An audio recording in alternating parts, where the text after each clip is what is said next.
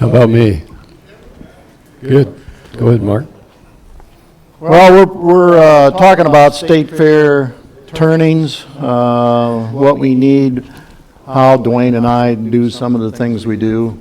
I'm going to start off, I'm going to turn a quick, simple pen.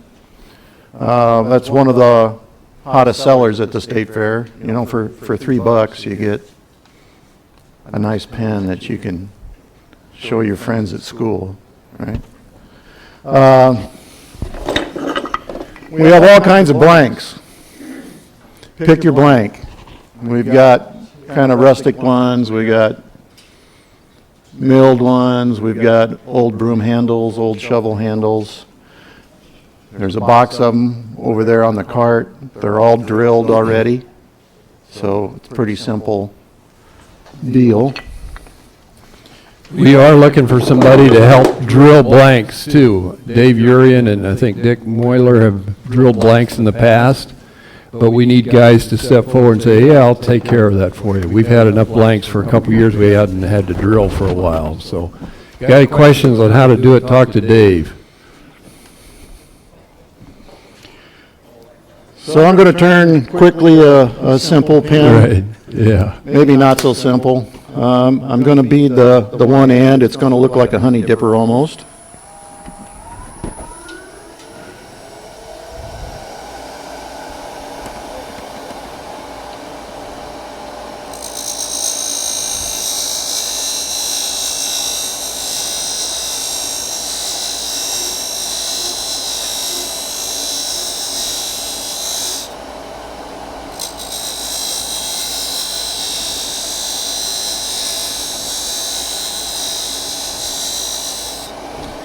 If you've never used one of these, they're pretty sweet.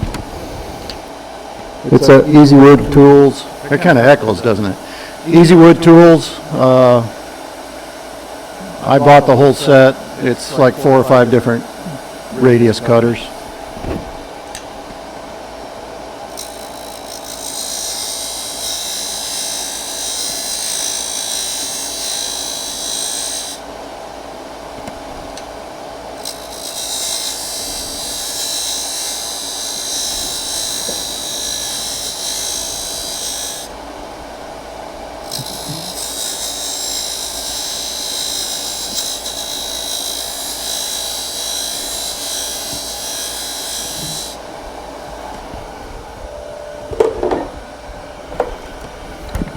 And then you can't do beads without burning in between them. I know a lot of people use wires. I've used little wedges of like oak. This is Formica. Works great. Playing cards work.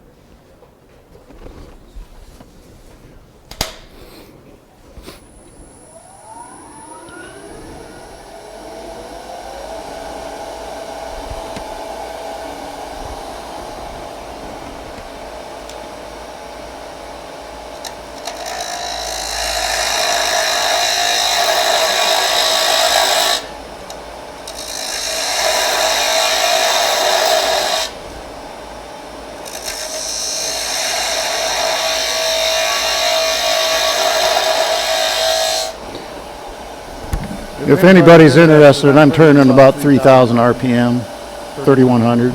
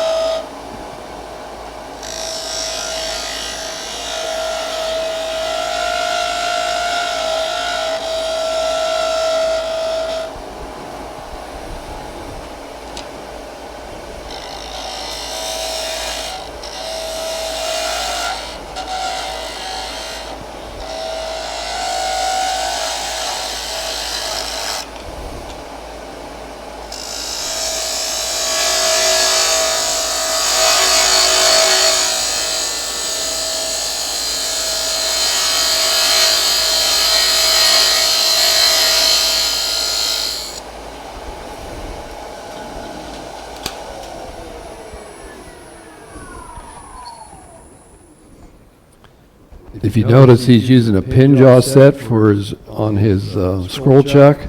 I've done both, but that is definitely the way to go if you're going to turn these little pins. It just works so much better. I use the pin jaws. This is PIN. There's pen jaws, which are just 2 jaws that usually have a square. This is a 4-jaw set. I use these when I turn spurtles, anything that's going to be narrow. That way I don't have to put much pressure on the tailstock. That's just there to steady it.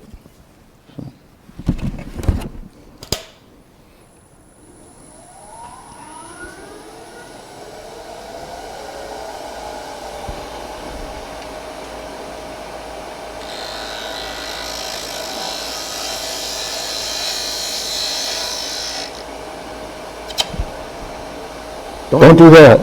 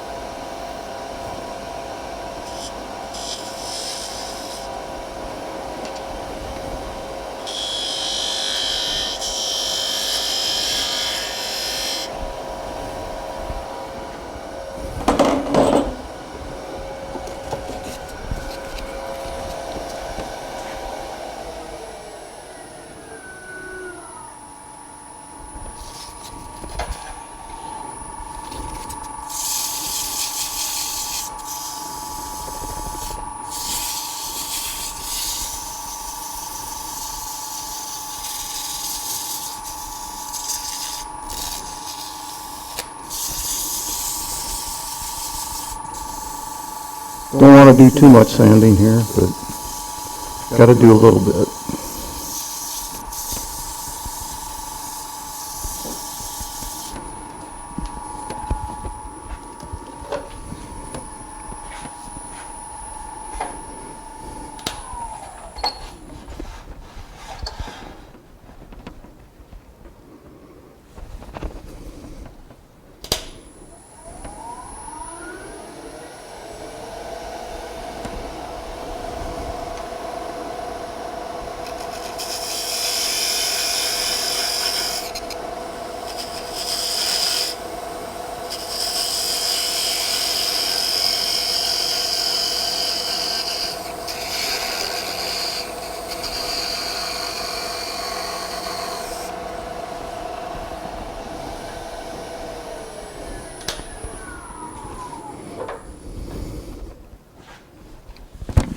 That's it. That's how easy it is. So typically at the fair, we sell about 300 of these. And we've got a whole bunch of blanks there, and we've had about 50 pins come in. And so we need about 250 of those to go home sometime, okay? We are trying to track those this year when you go out. So if you take some home with us, Duane Skrimsky's going to be back there checking out after the meeting today. Oh, there he is. Guy in the yellow shirt. Can't miss him. So a lot of times, Rob Blink, where's he at? He was here. He helped me turn at the fair. Does a great job using color and different types of things to embellish them other ways. So what Mark did there is just one of many ways. Here's some more examples up here. Last year we had a little girl that was excited about a basketball. She was a big Caitlin Clark fan, so we made a special basketball for her. Stan Merrill helped with that. Baseball bats are popular, but you're more creative than probably I'll ever be, so you can use your imagination on how to do that. Remember, we sell them for $3. We go to Target or somewhere, we get the inserts, we pull them out of the Bic pens and put them in here. If they don't fit, we put a little crazy glue on them and they fit. So we're going to switch over to trees. I'm going to demo how I do red cedar trees. We started selling cedar trees, I think, a couple years ago. Before I started making them, I was asking Dick Moyler, I said, well, I want to make some trees for the fair, what do I make? And he says, make whatever you want. And I'd never been at the fair and sold stuff, so I didn't know exactly what to expect. But you got a lot of buyers come through there. Just because you think it's ugly, somebody's going to think it's beautiful. So you don't necessarily need to try and copy a design that's up here or here. If you got a design in mind and you like it, somebody else is going to like it. So don't be afraid to try something different. We found the cedar trees were really popular. That doesn't mean they're going to be popular next year. But cedar's fun because it's got so much variation. This piece I'm working on right here is a lot of sapwood. The piece I'm going to turn into a cone. Mounted the wrong thing first. It's hardly any sapwood. So, and then sometimes the cedar will have little squares in it. I'm sure there's a scientific term for it, but it makes it really unique. You can see these little tiny rectangles here, and that'll flow through the tree, and it makes a unique design. Show them again, Duane. Okay. Got it, Craig? So that's what's unique about cedar. The other thing about cedar is somebody brings it back and says, it was red last year, now it's a brown. Well, that's going to happen to cedar in about a year. Here's another unique design, another beautiful bottom showing the different variations in cedar. Okay? But cedar isn't the only wood you can use. There's a beautiful Osage orange tree there. The grain's beautiful. This came out of a smoke bush. You name it, Tad brought in some ornamental tree from his son's house in Kansas City. You name it, you can turn a tree out of it. So we're going to start with a cedar blank here and get it into a cone shape, and then pretty soon I'll talk about using cactus juice and dyes and how we've been embellishing trees that way. Well, that's a great question. I've always been putting a finish on it, and John says, why are we putting a finish on it? It's because I hadn't thought about not putting a finish on it. So we might try some this year without putting a finish on it. They'll have the cedar smell a little bit more. So we'll find out what the market, if there's a market for that or not. Last fall, I donated some trees to a craft sale. And I donated some cedar trees, and I donated some embellished cactus dyed trees, and the cactus trees went first. So does that mean that's what's going to sell at the State Fair this year? I don't know. We'll find out when the fair's over what's sold. But one thing I noticed last year at the State Fair, the larger trees sold first. So that's what we're trying to encourage. If you're going to make trees for the fair, try and keep them about 6 inches or taller. And we are going to have special categories for some of the bigger trees. So like the trees on the left are ones Mark has made, and these are the ones I've made. I don't want to see this walking out the door at $12. I've probably got an hour in that, okay, or a little more. And so we're going to try and value your time too by the pricing. I've got a sycamore tree here. You know, I might have an hour and a half on this one with the star and everything. I don't want to see that walking out the door for $12 with a set of 3. So we might price that at 25 or something like that, or 30. But that's something new this year, so give us some grace. If we don't get it right the first time, we're going to be learning as we go. The other thing is, we got a whole bunch of cedar blanks up there. I'll let you talk about that while I get ready here, Mark. Yeah, well, I cut some cedar blanks. They're, I don't know, anywhere from 2 to 3 inches in diameter. There's a tub of them up front, which are decent size because I cut them all about 12 inches long. So if you get 10-inch trees out of that, that'd be great. There's other tree blanks up there too. There's some western red cedar. I think there's just some. I don't know what. There's a little walnut. There's a little ash. Yeah. Some soft maple. But you could use about anything to make a tree. I've played with a lot of stuff. There's some beautiful walnut stuff. Cherries been popular. Spalted's popular. So. Any questions on so far on just trees and what we've been selling and what we're looking for? What's really cool though, if you turn a piece of wood that's rather bland, and we'll talk about this more later, but you can change it. So we'll talk about that after Duane gets done. Yeah, that's Mark's expertise. He's the embellisher. He's a lot more creative than I am. So he gets to do that.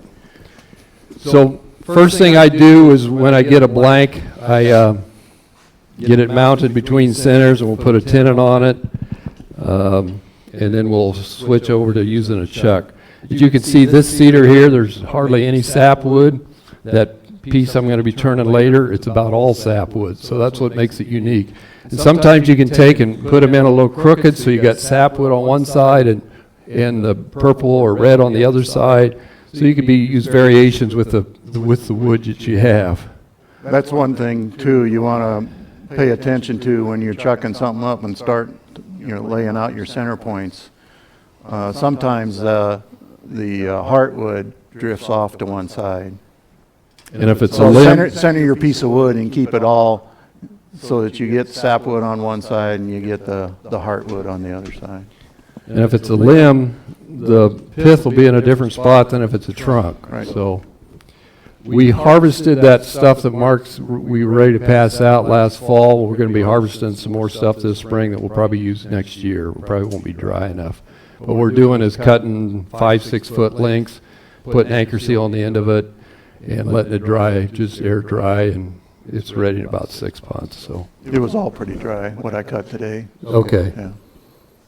If you try and turn something wet, you're going to be guaranteed it's going to split real fast on you. I tried a little piece of mulberry one time, put it in the lathe. Next day I went down, man, it had a huge crack in it already. But so getting it started here. Start with a cone. I just start with my spindle roughing gouge. Duane, there's a longer tool rest down there if you want it. That's where it is. Thank you. I was looking for it. I was looking everywhere but there. Thank you, Mark. Well, it's going to take a little more time. This will be better. They're either too long or too short. This piece doesn't have any bark on it, so I don't think the front row has to be ready to play duck. So it's just spindle roughing gouge, getting it round.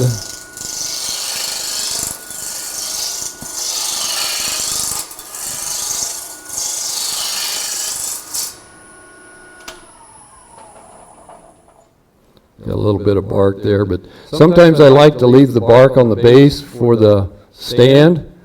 Some buyers like that, some don't. This didn't have much bark on it, so I'm just going to take it all off.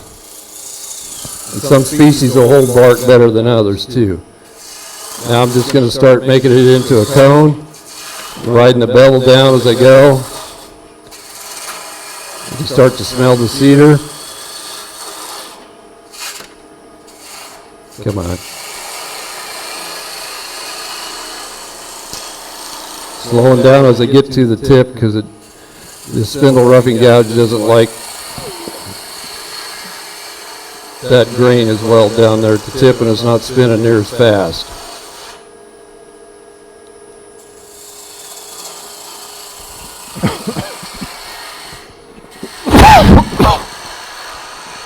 Sorry.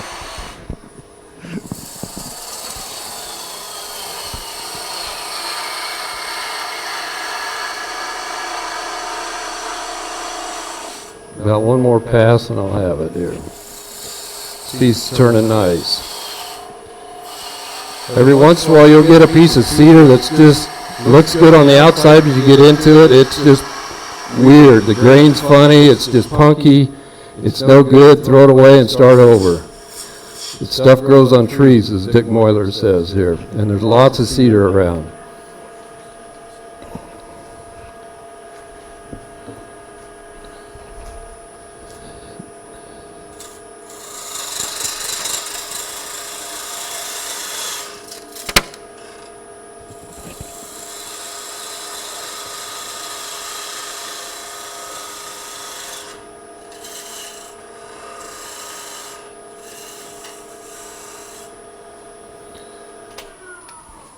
So typically this is where I stop between centers. I take it out. If I'm at the fair, I'm going to hand it to some kid that's been watching me for a little bit. And you can pass that around a second. I did that one time. I handed it to a kid. Usually they all come back. This kid took it with a big smile on his face and never saw him again. So I don't know where it went or what happened to it, but if it doesn't come back, I expect to see somebody bringing it back finished here in a week or a month or two. So we'll see. So when I first started turning cedar trees, I started at 3/4 between boughs. And I like that. And then I said, oh, let's do something different. So I went to 5/8 between boughs, and I've done 1/2 inch between boughs. And like I said earlier, I'm not very creative, but that's about as experimental as I've gotten turning these trees. I've probably turned over 150 of them since I started. But that doesn't mean, you know, this is what you should do or try and copy that. If you like it, that's fine, copy it. I'm not going to be offended if you make some just like this. But don't be afraid, try something different. You never know what the market's going to do. So this is one I turned this morning. It's a little bit wet. I got some tear out there. I'm not sure why it did that. But typically this is at 5/8. I just mark it. Then I go with my parting tool mark. I thought I had mine. I just come down here and mark it with my parting tool like this. And then I come back with my spindle gouge and turn in I would call it a 1/2 cove. Pull.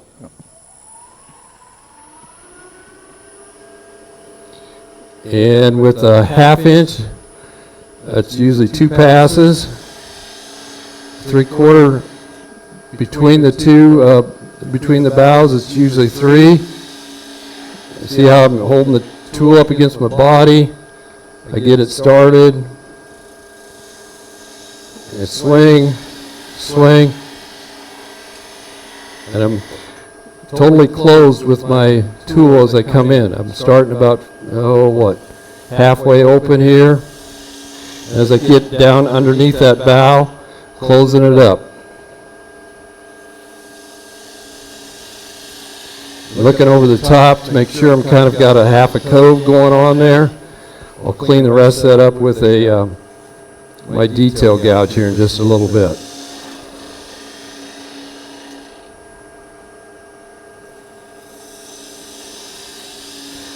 Cedar for a soft wood turns pretty nice.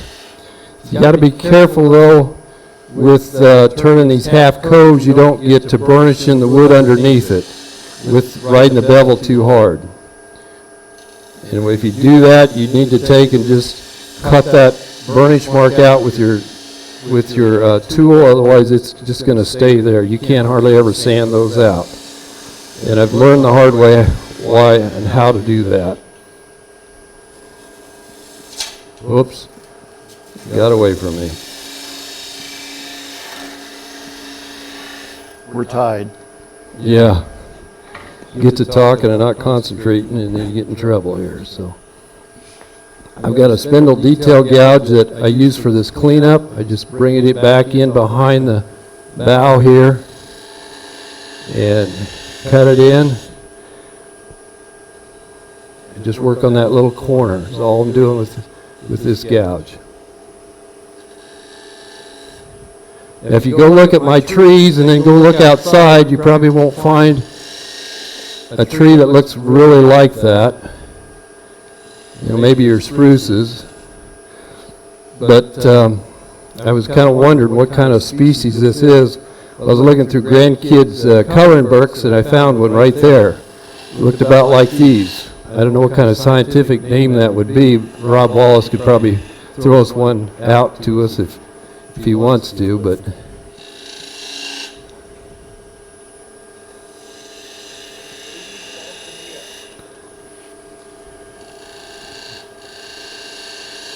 You hear that, Duane? I did not hear that. Repeat it, please. Okay.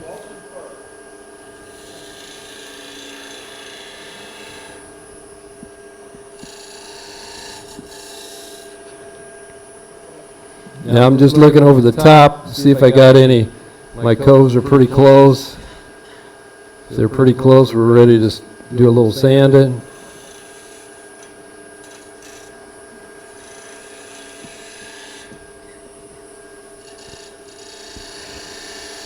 That makes for a nicer, cleaner cut under the bow when you use that detail gouge. Where'd my sandpaper go? Here it is. So typically I just start with about 220 sandpaper. You can see I finished this with friction polish. I didn't think you guys would want to see me cut a dozen of those today, so I just pre-cut a whole bunch and finished them at home this morning. I like to use these discs because I could just kind of keep rotating it.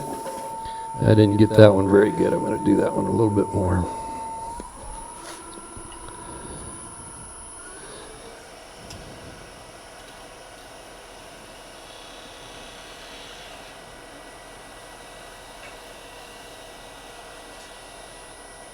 That's better.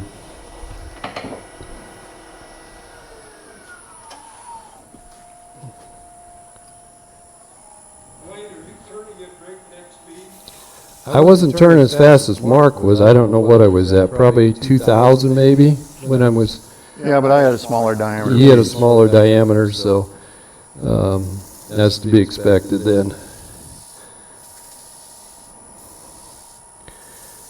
So I'm just rotating that sandpaper slightly as I'm sanding underneath there. I'm looking for tool marks. Sometimes there's grain that looks like a tool mark, so you have to turn it off and see is it a tool mark or is it actually graining. That's a grain right there. And then I'll do a little like this. If you noticed, I didn't take my edge all the way out when I made this final cove cut. I left about the 1/16 of an inch here. I just think that gives my bows a little bit more definition. And when you're sanding cedar, a lot of that just disappears quickly. So that's why I don't bring it out to a sharp point. Now we'll just use some friction polish on it to finish it.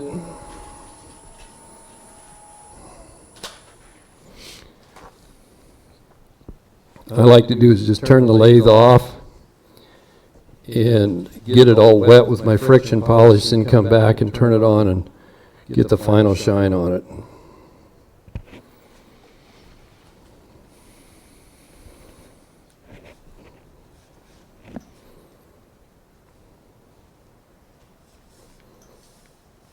So we're focusing on trees and simple pins today, but if you guys have questions about anything else, State Fair related projects, don't be afraid to talk to Mark about that while I'm working on some stuff, and we can cover that either now or before or after the meeting too, or after the meeting. Rolling pins. pretty simple project, actually. We want the flat ones. The French ones don't sell anymore, I guess. Garden dibbers, that's a simple project for quick and easy one. These are for poking a hole when you're planting bulbs. These are 1-inch increments because different bulbs require different depths. So gardeners love these. If you know some master gardeners, they probably... My daughter's a master gardener in Tennessee. She's the only one in their program that has a walnut one. And of course, spurtles. Daniel showed some pretty good spurtles. This might be one of his right here.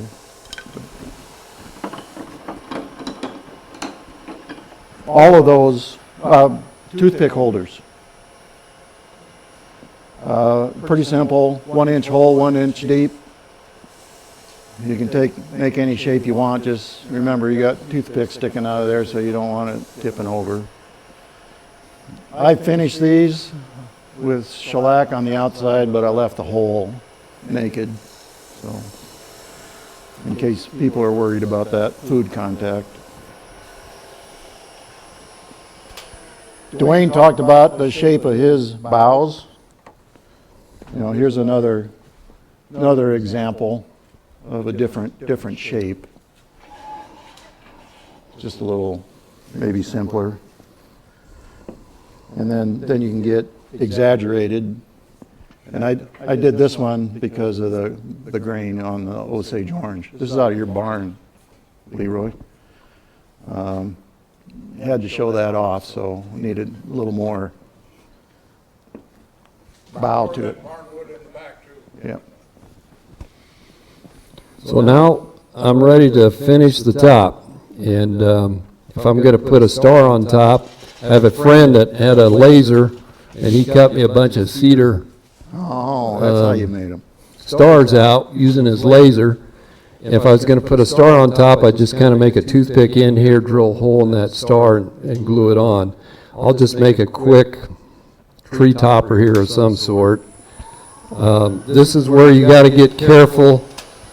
This is more like doing surgery than it is roughing it out, because if you go too aggressively, you can knock the top off, twist it off here at this point. So you could ask me how I know. I've done a couple like that. And if that happens, then it's kind of hard to put a topper on them anyway because it waves at you. Then you got to make it all one shorter, make them all shorter. That takes a while. So we're going to make a...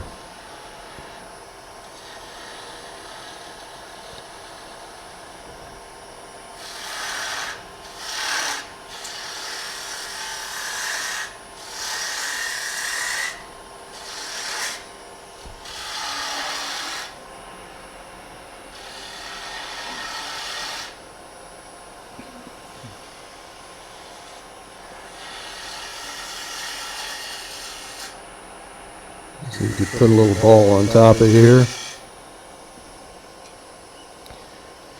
And the reason I do it this way is I learned the hard way. One time I was taking the stump, getting the trunk all lined up, and then I'd start finishing. Well, as these trees get longer and you start putting friction polish on them, you're putting a lot of pressure here, and I've snapped the trunk off doing that. So that's why I don't touch the trunk until I get this top all finished.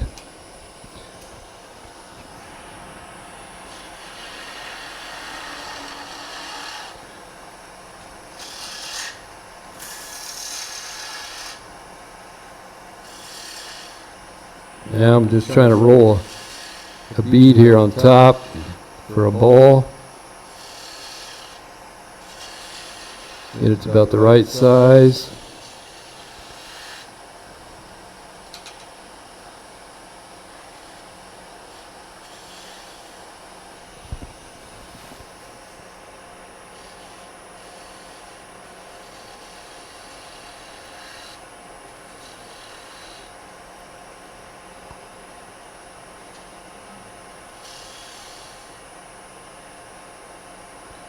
The state fair is less intimidating. These kids don't know if you screw up or not. You just pretend like you're doing just fine. You guys know what you're doing, though, so I got to be careful. Sometimes I'll put a little markings here, like that. I'll quick sand that.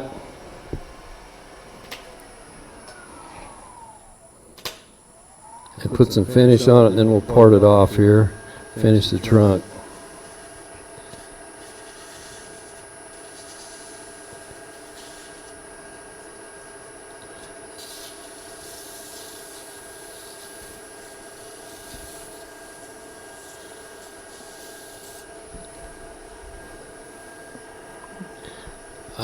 Typically at home I'm sanding to 400, but I don't spend a lot of time at 400.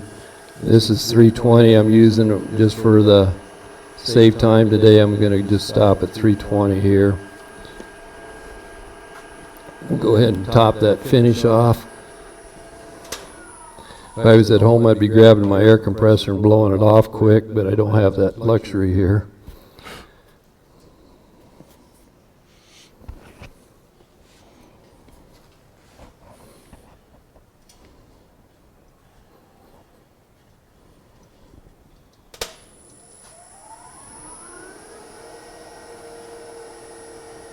Not my best top ever, but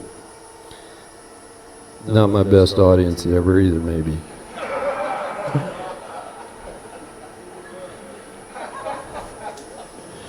Hopefully I didn't offend anybody.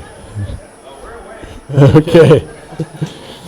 Well, it's interesting to talk to the guys about the people that come through and buy trees. You know, when us guys go shopping for something, we go hunting. We see it. We buy it, we bag it, we go home, okay? A lot of times your tree buyers are the females, and they'll come through and be positioning trees against trees, and, okay, they go shopping. We go hunting. So if you're working the counter, you got to be a little careful with your buyers there. Now it's just a matter of getting this cut off here a little bit. Just take your time.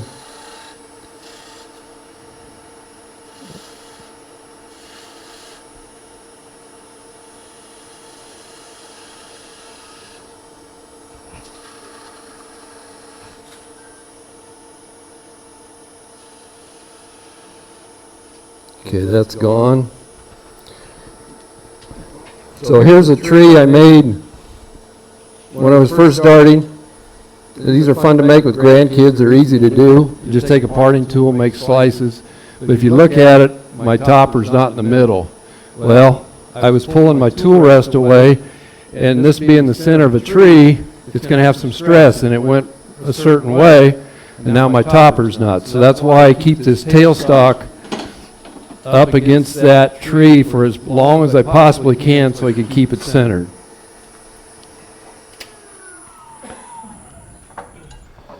And now it's just a matter of getting the trunk done.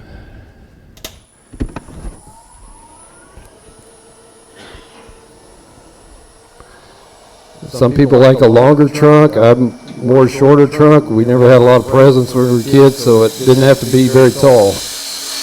Just taking my parting tool, about 2 widths of my parting tool.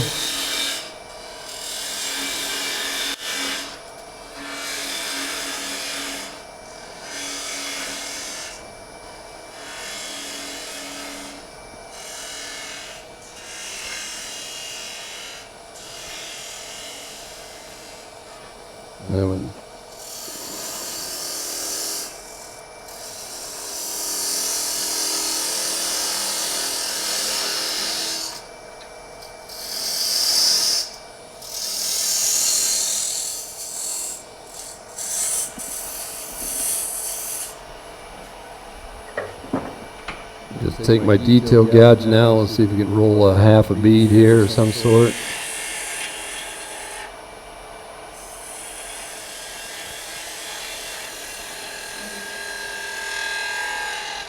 And the shorter the trunk, the more difficult it is to get your tools in there, because you can see That's about my limit. I can't quite go all the way in there with my detail gouge to get that cut off. Go back to sanding quick. We'll put some finish on it. Part it off. I was making a lot of these trees, last fall or something, or that craft sale, and I noticed my finger had a line on it. My fingernail had a line on it. Couldn't figure out where that was coming from. Well, it was the sand, and I was rubbing against the back side of that bough, and so once I figured out what was causing that, it wasn't hard to fix it, but it's just figuring out what you're doing wrong here. It was in your fingernail? There's my fingernail had a little line in it. All you had to do is add some highlighting wax. Yeah. I hadn't thought of that, Mark. Next time, I'll be down.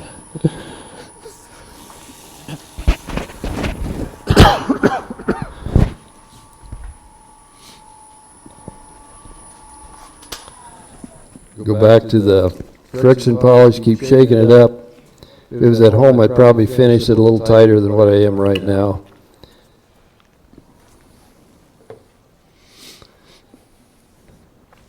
You got it smelling good in here, though. Yeah? You're not going to stink it up with your embellishing stuff, are you? Somebody suggested we should be capturing all these cedar shavings and selling them at the fair, too, but I don't know how we'd do that, but...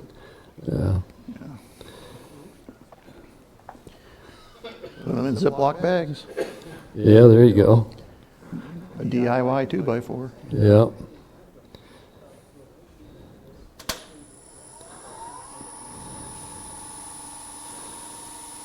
This is where it gets interesting because you're squeezing in there pretty hard. You can see how that top's wobbling now. It's changed a little bit, and that's why it's important to keep that tailstock up there till the last minute, because that tree is moving on me.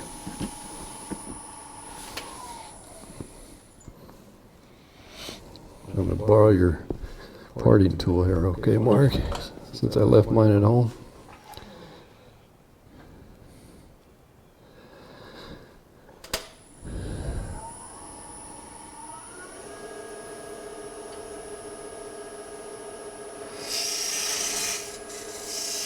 Just making a little bit of a concave cut here.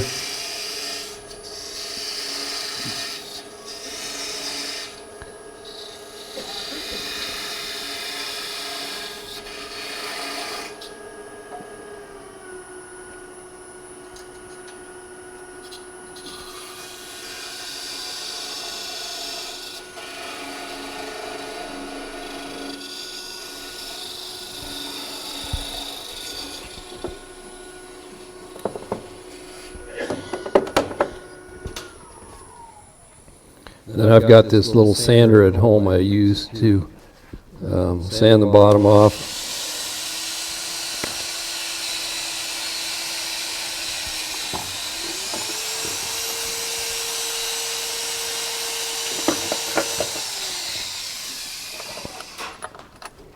I put some finish on it. I'm not going to do that so I can pass it around. It's a unique piece of cedar. It's kind of porous. I don't know. I've never seen them quite like that, but they're all different. So that's a cedar tree.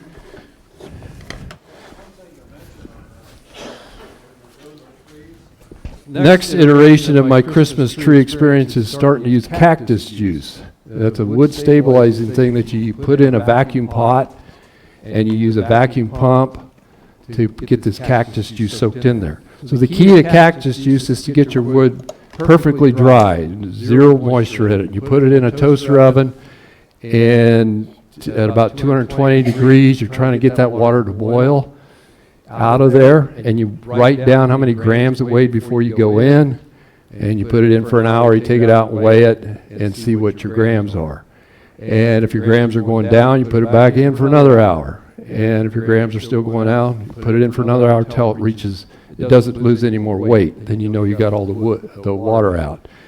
The important part is, though, to get it back into your cactus juice soon after, or seal it up, because it'll grab moisture from the air and it'll start adding weight back onto it if it does. So I put it in cactus juice. This is a piece of spalted mulberry. It was 2 boards, and they were beautiful, but I couldn't do much with it. So I dried them and got them flat, glued them together, put them in the cactus juice, and I turned this out of that. I really liked that look, and it seemed like it sold well at the craft fair. Kind of reminds me of people that have been, we've all been around here, around the sun quite a few times, and we've all had challenges in life, and what you do with them makes a difference if it looks good or if it looks bad. And I think taking that spalted wood or any character in any piece of wood and making it look beautiful is kind of like what we do in our own personal lives. Is, sometimes we could take some of the worst experiences in life and make them better in the long run. But sometimes it can make us cranky, and sometimes it can make us better. Character building maybe is a better word to put it. So these that I've worked with cactus juice, here's a piece of spalted apple that I dyed green with the cactus juice. And this one is, I didn't put it in the cactus juice very long, about an hour and a half typically. If I'm going to get something totally green, I'd leave it in probably 5 or 6 hours. I wanted a partial green, partial wood look. You might like it, you might hate it. I kind of like it, but we'll see if it sells. So that was in cactus juice under vacuum for about an hour and a half, and then without a vacuum for an hour and a half. And then I stuck it in the oven to cure the cactus juice, and it's got a unique look. Will it sell? I don't know. But the other thing I would like to experiment with is coming back with a different color than green and trying to color some of that wood look with maybe a red or a purple or whatever would look good with the green. I haven't gotten that far yet, but I hope to do a couple before the State Fair. That's a piece of silver maple. I think your softer woods will absorb that color better than maybe your harder maples. But I haven't played with it very much. But if you play with it, I'd love to hear what your experiences are. I've experimented with, I do have some sycamore trees. I don't think this one's treated with cactus juice, but I have treated some with cactus juice, and it turns them darker, the cactus juice. This one it definitely isn't, but I thought I had one here, but I can't find it today. But once again, this is just sycamore. That's not dyed, or I didn't use any cactus juice on that at all. But lots of things you can play with there. I'm not going to take a lot of time because you've seen me do this, but this is a piece of silver maple that I put in cactus juice and dyed it. And cactus juice wood turns differently than normal wood. And that's why I'm going to show you a few of these cuts today, just to show you how cactus juice turns a little bit differently. I have finish on the upper end here, yeah. No, that's not the cactus juice. So I left 6 spots here. I'm going to do a couple of them, and then we'll turn it over to Mark. So this is at a 1/2 inch spacing. I'm just going to take the parting tool here and I've got it marked out, but typically when I'm doing these cuts, my lines aren't quite right. I'm going to adjust my cuts to try and get them about the same. Got those closed, and now it's similar to what I did with cedar. This will be 2 cuts.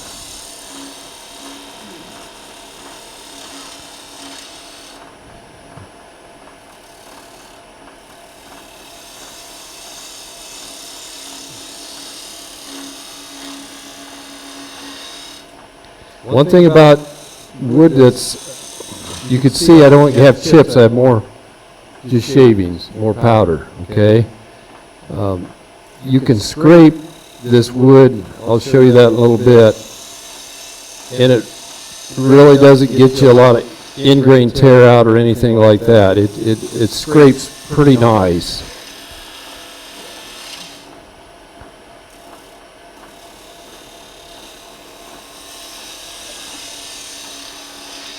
So the same process as the red cedar, except for the shavings are going to be different, more sawdust than shavings. And then once again, we'll just come in and clean it up here with the spindle roughing gouge. Now you can see I'm scraping a little bit, and it really doesn't make a whole lot of difference to the quality of the cut.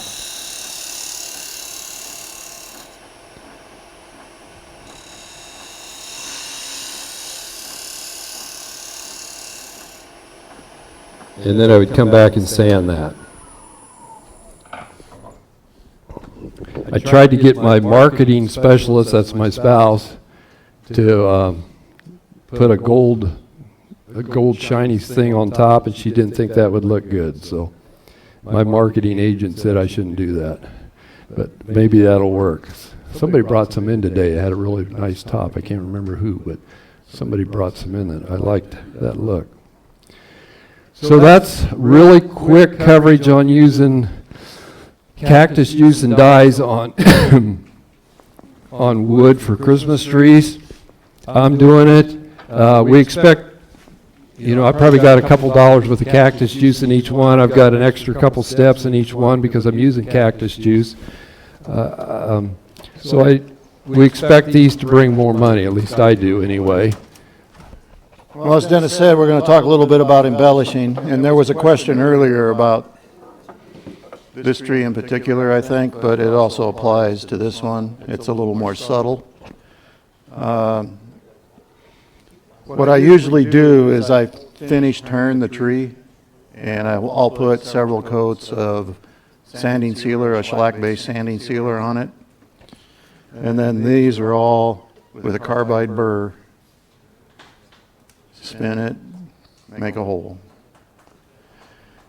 When I get done with the design I want, then it's a little bit of spray paint or whatever paint you want to use. And then I sand it back to leave only the paint-filled cups. So that's how these two were done. Then is there finish after? I don't think I put maybe I did put a finish on top of this one, but it would be more shellac, whether I spray it or just the sanding sealer. This one, it's got some highlighting wax on it too, so I think that's what's on top of that one. This one is all highlighting wax. After I textured it, I'm going to do something similar to this today.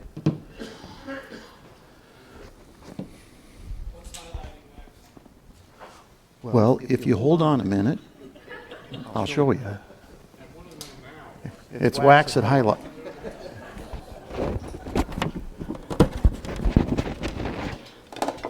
Everybody's so impatient. So I'm going to do a little bit of texturing, whatever you want to call it.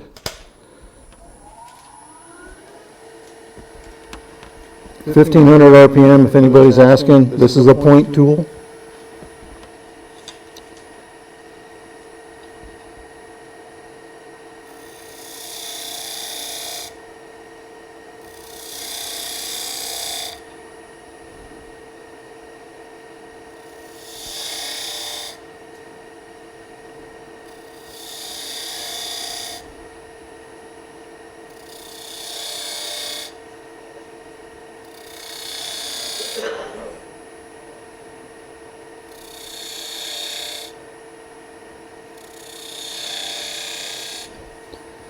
If anyone's wondering, this is Bradford pear, and as in those other ones, there's 2 or 3 coats of sanding sealer on this already.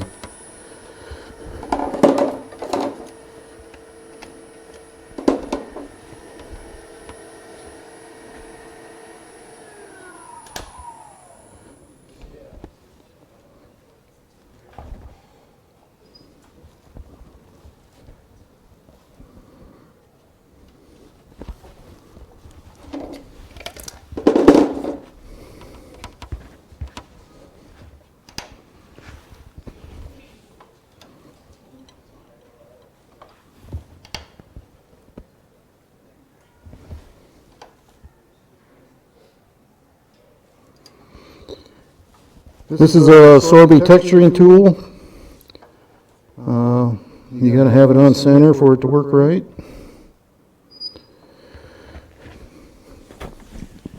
It comes with a little saddle that you can square it up and set the angle on your tool post.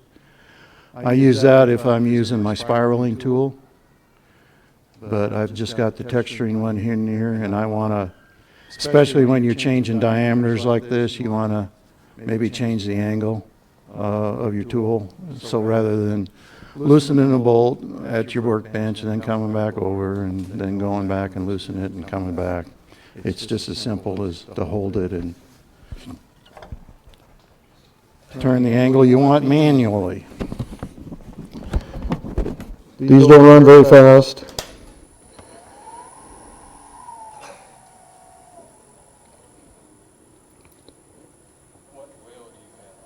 This is just a pointed texturing wheel.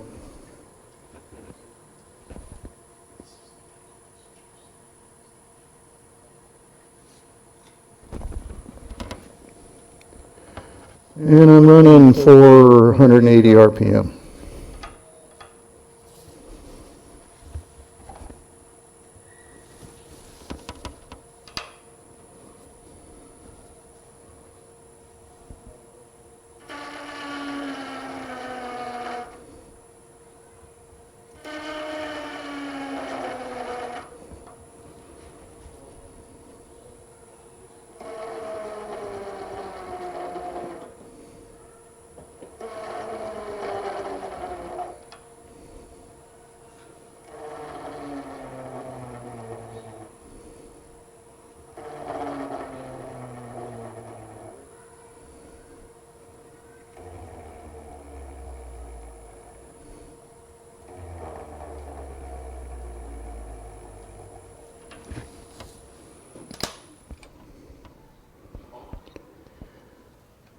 So now I've got texture on the surface of the bows, just like this tall skinny one here, the gray one.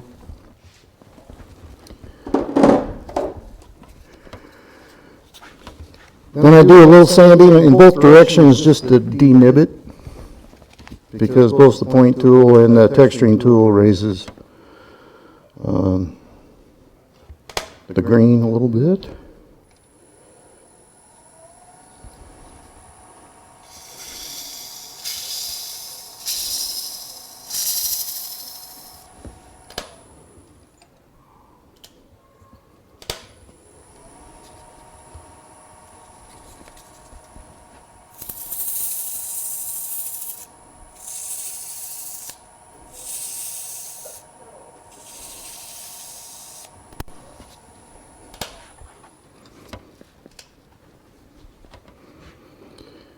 So now we have a surface that's ready for highlighting wax.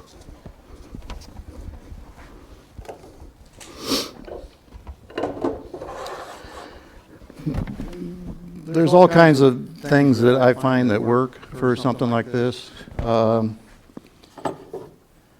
use this one on the next one. It's a Minwax grain highlighting finishing wax. You can get this at Menards. This is white. On this one, I'm going to use Brywax Original. This is ebony, so it's going to come out pretty dark. And then I didn't bring today Bear that you can get at Home Depot, makes a product. It's intended to be used when you're antiquing. It's kind of a glaze, but it works exactly the same way. So if you can't find the color you want, Brywax, Woodsmith store has that. Bear has 2 or 3 different colors of their antiquing wax or whatever they call it. So. This first one, I gotta use a rubber glove because it's got, that Brywax has some stain in it, so you gotta be careful.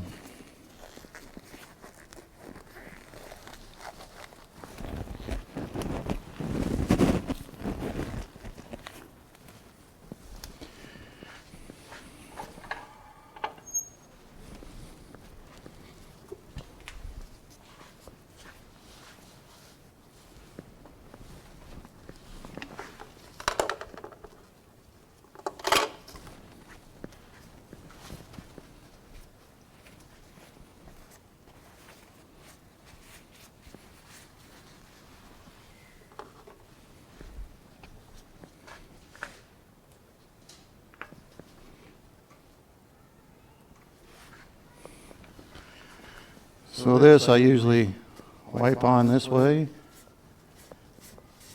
making sure I'm getting it wherever I need it. And the idea is you fill your texturing. The hard parts of these grooves I put in.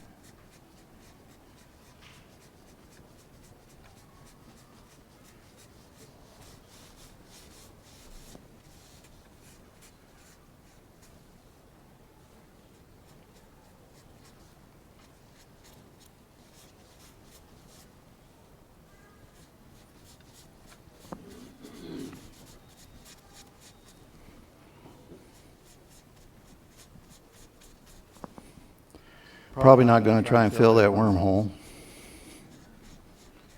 That'll just be a feature. Did I mention this is Bradford pear? I believe.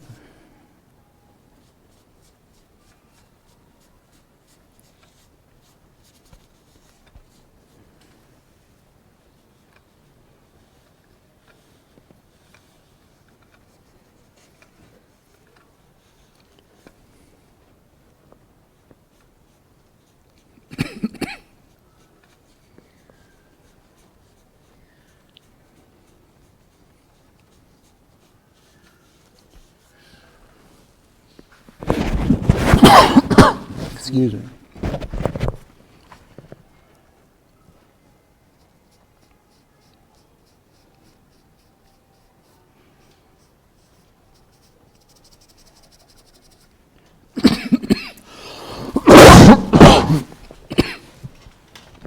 This has got a little bit of a fume to it.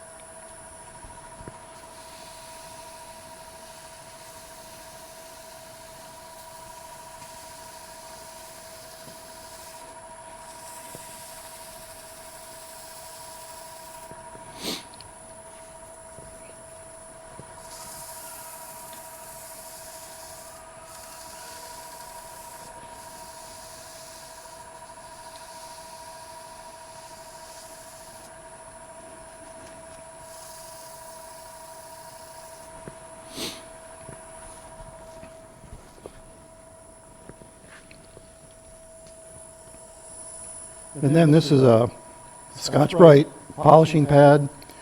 It's does something very similar to 4/0 steel wool.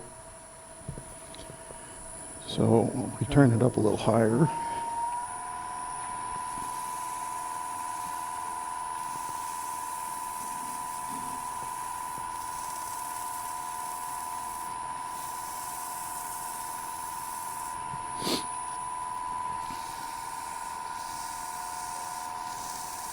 Speed are you running for? This is 1,020.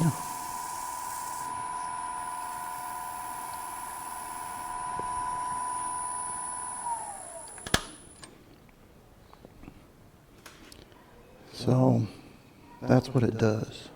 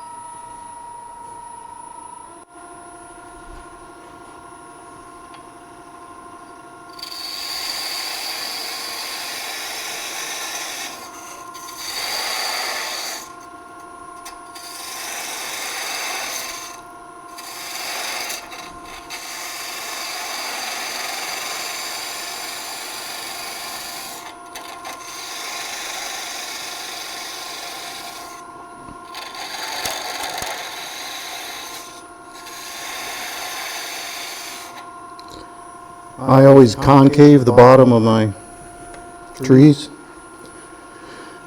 And the bottoms of my trees are not going to be as spectacular as Duane's, because I don't have the grain of the cedar.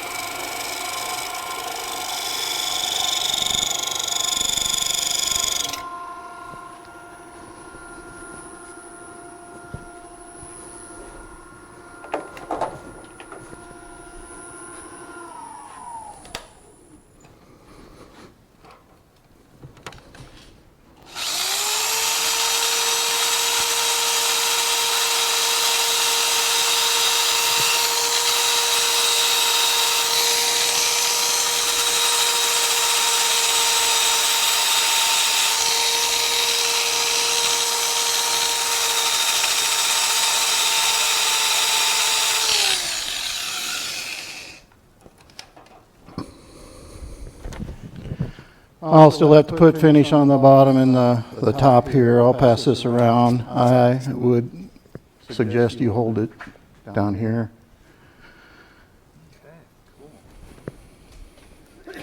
Be careful. It might still be a little wet up on top there, but. Is that bricks considered to be a final finish, or you have to seal it with something? No, I won't put anything on top of that. It's got some wax in it, so it should be. It's a stained wax mixture. Now this one is a piece of birch.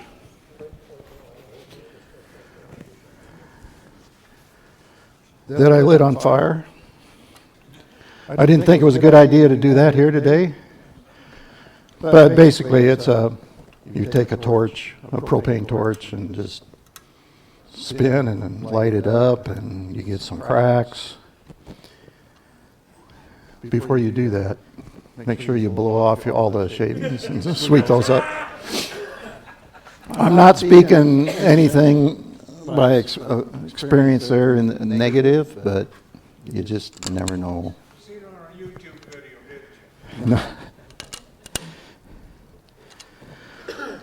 Now, the tree I passed around, I turned the base.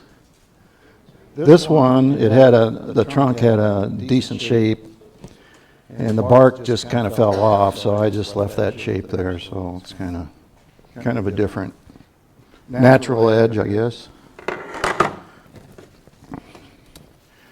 So what I'm going to use here is that Minwax white highlighting wax.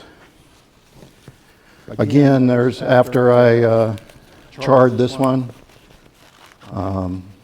I took a wire brush and knocked off the soot. And then there's 2 or 3 coats of sanding sealer on top of this again.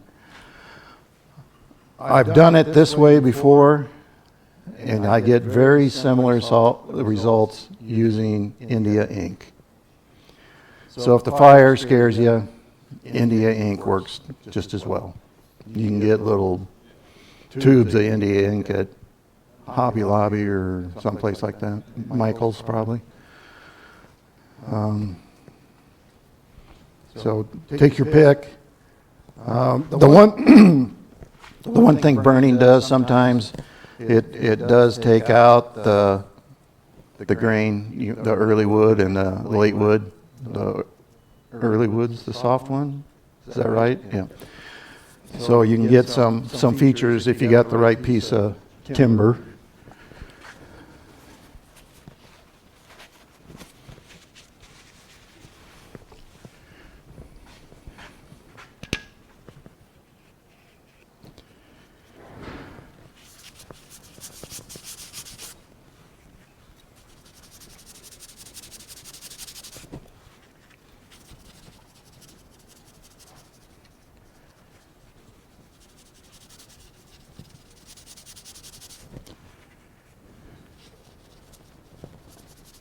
this one I'm going to go ahead and fill those holes.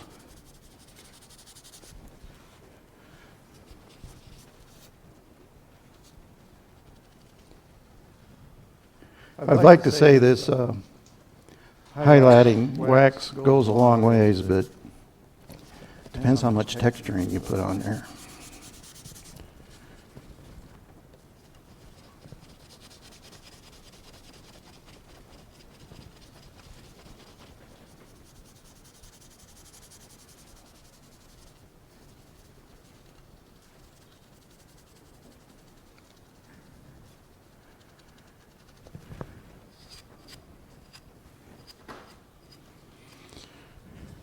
And I found that there's really no, I mean, if you read the directions on the can, it says let it sit and let it dry. That doesn't matter.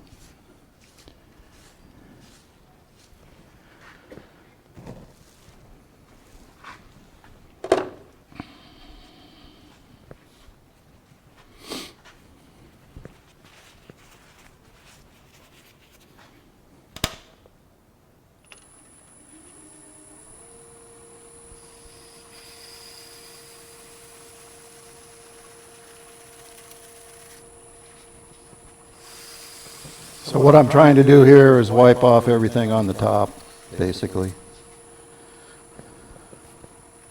So get a new chunk of rag every time, every pass.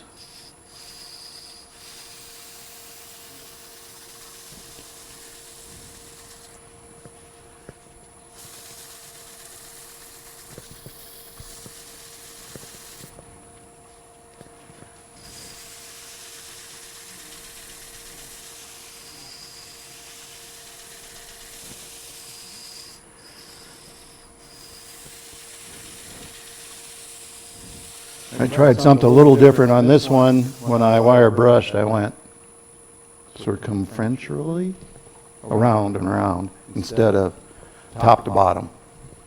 So we'll see what this looks like. It's going to look a little different.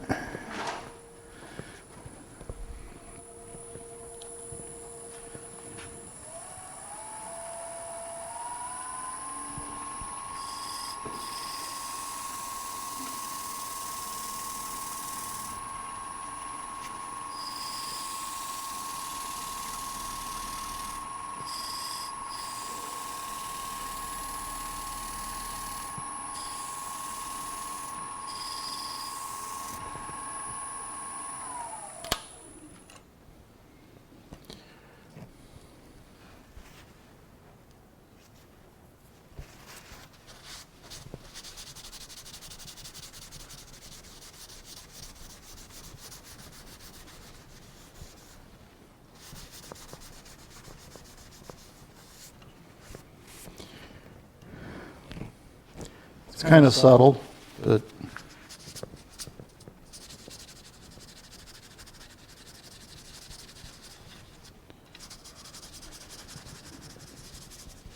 can't make them all look the same, right?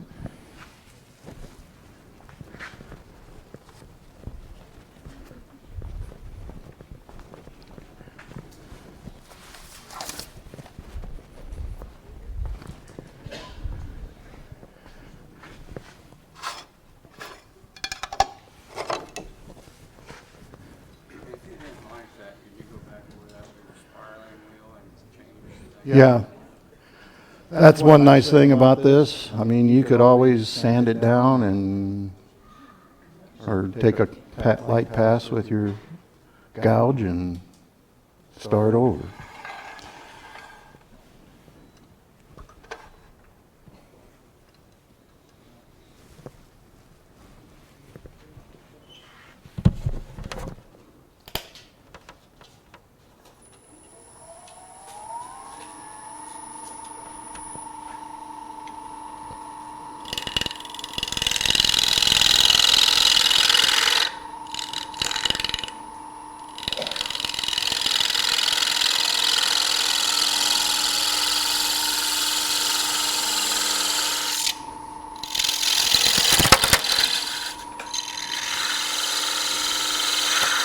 That's why you wear a face shield.